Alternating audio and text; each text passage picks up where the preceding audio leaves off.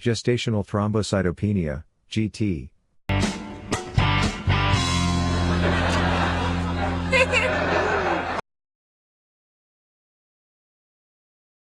The mnemonic is, monitor noise very common. What are we shushing? We're shushing because we're trying to hear something. What? Don't you hear?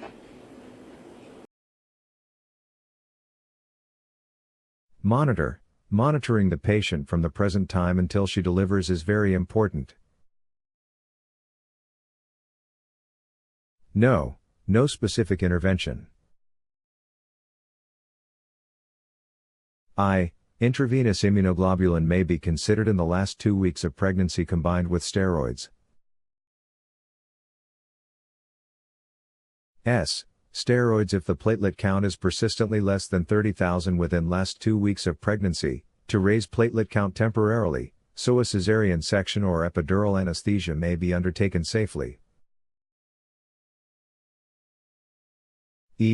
Exclusion.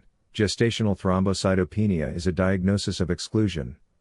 If platelet count falls between 50,000 to 80,000, a diagnosis of immune thrombocytopenic purpura cannot be excluded. Very mild decrease in platelet count of 130,000 to 150,000, in most of the cases. Platelet values below 50,000 in a pregnant woman exclude GT and require the search of another etiology. Very common. It is a very common condition. If you enjoyed the video, please support us by subscribing to our channel and give us thumbs up. Thank you and see you soon.